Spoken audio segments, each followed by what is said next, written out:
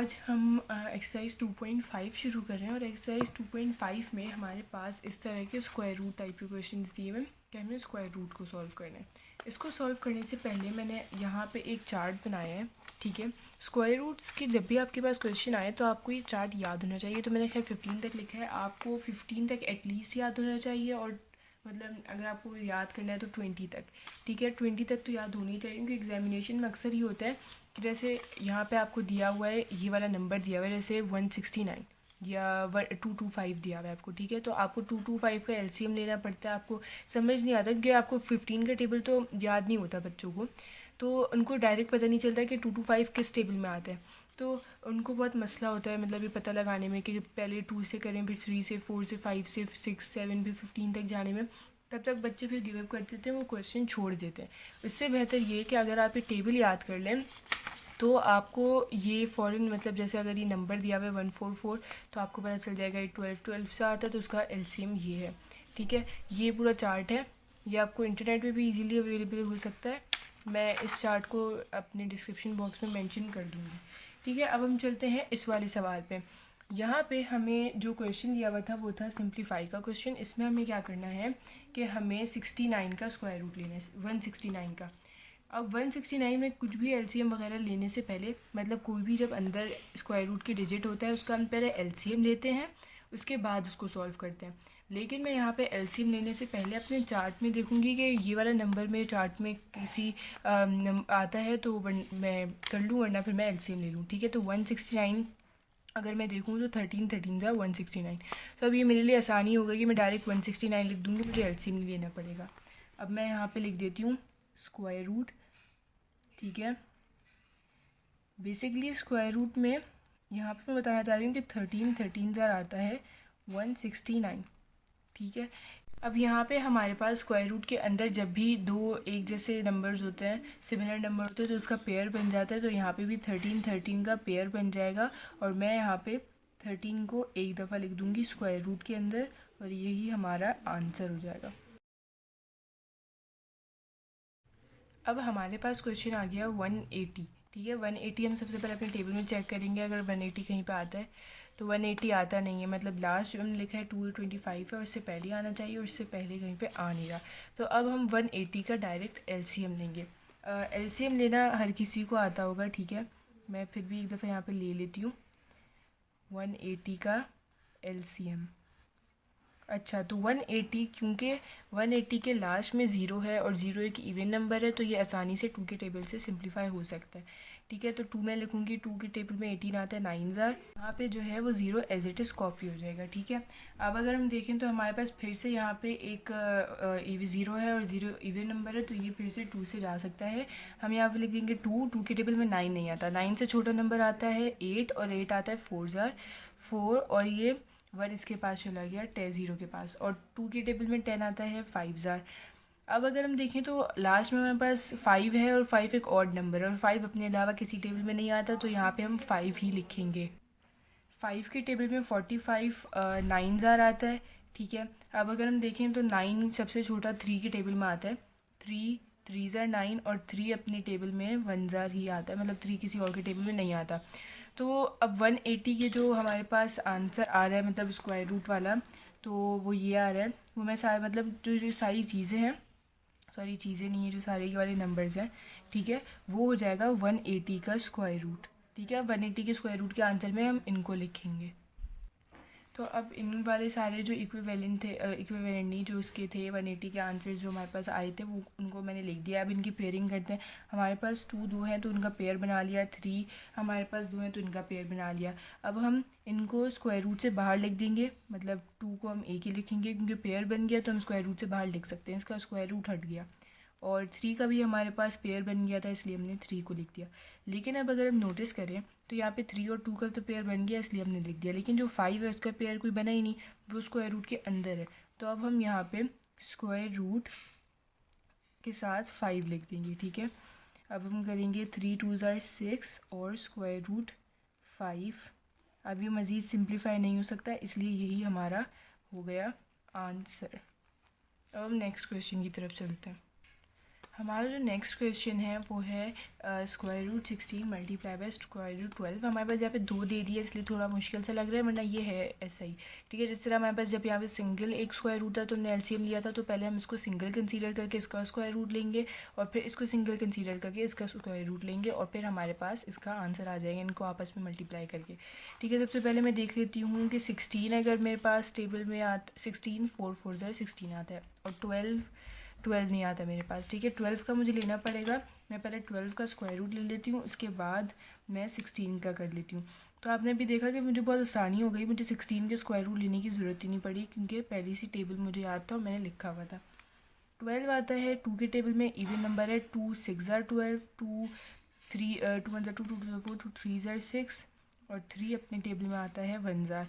तो अब ये वाली जो चीज़ें होंगी वो 12 के आंसर के तौर पर हम लिखेंगे। ठीक है, अब मैं इनको कॉपी कर लेती हूँ। 16 के आंसर जो 4 4 ज़ार इसके इक्विवेलेंट बन रहे थे और 12 के भी। तो अब मैंने ये लिख लिया है। यहाँ पे हमारे पास 4 4 का एक पेयर बन रहा है और 2 2 का एक पेयर बन रहा है। ठीक है, अब हम इनको अलग, इसको मैं अलग लिख लूँगी क्योंकि पेयर बन के एक जगह पे आ जाएगा और ये भी पेयर बन गया तो यहाँ पे 2 आ जाएगा। अब अगर हम देखें तो 2 तो पेयर बन गया लेकिन 3 अभी भी स्क्वायर रूट में, इसका कोई पेयर नहीं बना, तो ये अभी भी स्क्वायर रूट के अंदर ही आ जाएगा। ठीक है, अब अगर हम देखें तो 4 2 ज़ार 8 आ गया और square root 3 as it is आ जाएगा क्योंकि ये और सिंप्लीफाई हो नहीं सकता और यही हमारा आंसर हो गया। अब हम नेक्स्ट क्वेश्चन को देखते हैं।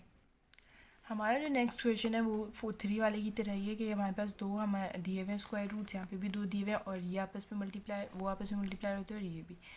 यहाँ पे हम 12 का स्क्वायर रूट तो हमने पहले ही लिया हुआ है। ठीक है, दोनों 12 है, इनको हम लेके कर सकते हैं, लेकिन वो जो प्रोसेस है वो थोड़ा लंबा हो जाएगा। इससे जो सिंपल प्रोसेस मैं आपको बताती हूँ ये है कि इससे पहले जब हमारे पास 2.43 की मैं बात करूँ, 2.3 में जब हमारे पास बेसिस सेम थी तो हमने इनको एक ही दफ़ा लिख दिया था। बेसिस सेम थी, एक दफ़ा लिख दिया। ठीक है, यहाँ पर भी अगर हम देखें तो हमारे पास बेसिस सेम है तो हम इनको एक दफ़ा लिख सकते हैं। ठीक है, बेसिस सेम है, हमने लिखा एक दफ़ा नहीं, मतलब पहले मेंशन करना पड़ेगा कि किस बुनियाद पे हमने इनको एक दफ़ा लिखा। तो एक ही स्क्वायर रूट लिख दिया, 12 को एक स्क्वायर रूट में लिख दिया। ये दोनों आपस में पेयर बन रहे हैं। जब भी कोई पेयर बनता है तो वो फिर स्क्वायर रूट से हट जाता है और 12 हमारा इसका डायरेक्ट आंसर हो गया। अगर आप इसको इस तरह सिंप्लीफाई करना चाहें कि स्क्वायर रूट लेके सिंप्लीफाई करना चाहें तो ये भी कर सकते हैं, आंसर आपका 12 ही आएगा। ये बस एक आसान सा मेथड है, लेकिन ये मेथड सिर्फ तभी एप्लीकेबल है जब आपके पास जो बेसिस हैं वो सेम हो। यहाँ पे अलग थी इसलिए हमने स्क्वायर रूट लिया, यहाँ पे सेम थी तो किया। जब आपके पास सेम हो तो आप ये कर लें, अलग है तो आप बाकायदा फिर एलसीएम लें। अब हम अपने नेक्स्ट क्वेश्चन की तरफ चलते हैं। अब जो हमारा नेक्स्ट क्वेश्चन है वो है 75 स्क्वायर रूट और डिवाइडेड बाय 75। अब पहले जब तक हमारे पास मल्टीप्लाई में सम्स थे तो आसानी हो गई थी। अब हमारे पास यहाँ पे डिवाइड में, ठीक है, डिवाइड में हमारे पास यहाँ पे कोई दूसरा कुछ दिया हुआ नहीं है, इसका हम एलसीएम लेके कर सकते हैं। लेकिन चूँकि यहाँ पे हमें बताया हुआ है कि यहाँ पे डिवाइड होंगे ये, तो अब सबसे पहले मैं लिख लेती हूँ इनको कि 76 स्क्वायर रूट अपॉन 76। ठीक है, ये दोनों सिमिलर नंबर हैं। ठीक है, तो ये 1 1 ज़ार आपस में कट हो सकते हैं क्योंकि 76 अपनी टेबल में 1 ज़ार आता है, तो ये 1 ज़ार और ये 1 ज़ार, स्क्वायर रूट से स्क्वायर रूट कट हो गया। हमारे पास जो आंसर बचा वो 0 नहीं बचेगा। ठीक है, यहाँ पे हमारे पास आंसर 1 बचेगा क्योंकि ये 1 से माइनस हो रहा है तो ये 1 बचेगा। ठीक है, तो अक्सर बच्चे यहाँ पे 0 भी लिख देंगे तो ये गलत होगा, यहाँ पे 1 आंसर आएगा। अब हम अपने नेक्स्ट क्वेश्चन की तरफ चलते हैं। हमारा नेक्स्ट क्वेश्चन है 15 स्क्वायर रूट और 5। ठीक है, ये बेसिकली डिवाइड में है लेकिन इसको भी हम उसी तरह सॉल्व करेंगे। पहले तो हमारे पास यहाँ पे बेसिस सेम थी तो हमने डायरेक्ट 1 से काट के लिख दिया। ठीक है, यहाँ पे हमारे पास बेसिस सेम नहीं है तो हम इनको सॉल्व करेंगे। अब हम लेते हैं 5 का स्क्वायर रूट। तो 5 का स्क्वायर रूट अगर हम पहले 15 का ले लेते हैं, 15 और 5 दोनों के स्क्वायर रूट लेने के बाद फिर मैं आपको बताती हूँ। अब हमने यहाँ पे स्क्वायर रूट ले लिया है। ठीक है, अब हम इनको सिंप्लीफाई करते हैं। 15 का जो स्क्वायर रूट हमारे पास आया है वो आया है 3 × 5 और डिवाइड का फिर आएगा सिंबल और फिर स्क्वायर रूट 5, क्योंकि यहाँ पे 5 का था, इसका जो आंसर समझ लिया आप लोग, तो ये 5 ही रहेगा। ठीक है, हम इसको एज इट इज़ कॉपी कर देंगे। अब यहाँ पे हम देख सकते हैं कि इनको सिंप्लीफाई करने का कोई दूसरा तरीका नहीं है कि इसके अलावा कि इसको हम 5 को 5 से काट दें। 5 को 5 से हम इसलिए ऐसे नहीं काट सकते क्योंकि इस पे स्क्वायर रूट है और इसके भी स्क्वायर रूट है। अगर हम इसको अलग कर दें, 3 से 5 को अलग कर दें तो ये कट सकता है, ठीक है। तो हम क्या करेंगे कि 3 को हम एक अलग स्क्वायर रूट में लिख लेंगे, मल्टीप्लाई बाय 5 को एक अलग स्क्वायर रूट में लिख लेंगे। अब इस सिचुएशन में 5 से 5 कट सकता है, 5 से 5 कट गया, स्क्वायर रूट से स्क्वायर रूट कट गया। यहाँ पे नहीं कट सकता था क्योंकि 3 को भी फिर काटना ज़रूरी हो गया था। अब हमारे पास ये सब कुछ कट गया, ठीक है। क्या बच गया? 3, स्क्वायर रूट 3 बचा। 3 ऐसे ही नहीं लिख सकते, स्क्वायर रूट 3, और ये हमारा आंसर हो गया। हमारा नेक्स्ट क्वेश्चन है 18 डिवाइडेड बाय स्क्वायर रूट 18। यहाँ पर हमें ऊपर वाली जो वैल्यू है उसमें स्क्वायर रूट नहीं दिया हुआ, लेकिन नीचे वाली में दिया हुआ है। अगर दोनों में दिया हुआ तो ये 18 पे कैंसिल आउट हो जाता, और अगर मतलब दोनों में देकर फिर 18 यहाँ पे नहीं होता, कोई और नंबर होता, तो हम इसको इस तरह सिंप्लीफाई कर लेते। लेकिन यहाँ पे 18 दिया हुआ है और ये स्क्वायर रूट दिया हुआ है एक वैल्यू। तो अब हमें क्या करना होगा कि इस स्क्वायर रूट को हटाना होगा ताकि हम सिंपली फिर 18 को 18 से कट कर दें, ठीक है। स्क्वायर रूट को हटाने के लिए जो मेन बात अपने जहन में रखनी है वो ये है कि इसको जो स्क्वायर रूट होता है, ठीक है, स्क्वायर रूट की पावर होती है 1/2। ये एक चीज़ माइंड में रखने वाली है। थोड़ा कॉम्प्लिकेटेड सा क्वेश्चन है तो इसमें ये चीज़ माइंड में रखने वाली है, ठीक है। तो हम यहाँ पे स्क्वायर रूट को हटा के 1/2 इसकी पावर लगा देंगे। अब हम सॉल्व करते हैं इसको कि इज इक्वल्स टू डाल के मैं लिख देती हूँ 18 डिवाइडेड बाय 18 1/2। अब जब तक ये 18 और 1/2 डिनोमिनेटर के उसमें, तब तक ये सॉल्व नहीं हो सकता। अब हम क्या करेंगे कि इस वाले नीचे वाले को हम ऊपर की तरफ लेके जाएंगे, डिवाइड से मल्टीप्लाई में लेके जाएंगे ताकि हम इसको मज़ीद फिर सॉल्व कर सकें, ठीक है। हम ऐसे इसको कट नहीं कर सकते, फिर ये 1/2 फिर कहाँ जाएगा, ठीक है। इसको ऐसे ही नहीं काट सकते। फिर ये 18 हो गया, मल्टीप्लाई बाय 18 1/2 आ गया, ठीक है। हमारे पास यहाँ पे बेसिस सेम है तो हम इनको एक दफ़ा लिख सकते हैं, ठीक है। लेकिन इनकी जो पावर्स हैं उनको हमें आपस में और से देखना होगा, ठीक है। यहाँ पे हमारे पास जो एक 18 है उसके पास पावर थी 1 की, ठीक है। और यहाँ पे जो ये जब ऊपर गया था, मैं यहाँ पे मेंशन करने एक चीज़ भूल गई कि जब ये वाला जो चीज़ ऊपर गई थी तो उसके साथ माइनस की साइन हो जाएगी, तो ये -1/2 हो जाएगा, ठीक है। और ये -1/2 एक 18 की पावर, ठीक है। अब इस सिचुएशन में हम क्या करेंगे कि हमारे पास जब भी माइनस आ जाता है फ्रैक्शंस में तो हम यहाँ पे एलसीएम लेते हैं, ठीक है। यहाँ पे हम एलसीएम लेते हैं।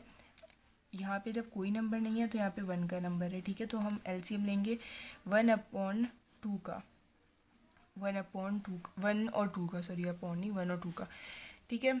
2 के टेबल से करें तो 1 तो ऐसे ही कॉपी हो जाता है क्योंकि 1 अपने टेबल में आता है और किसी के नहीं, और 2 1 ज़ा 2, तो ये हमारे पास हो गया 2, हमारे पास आंसर आ गया।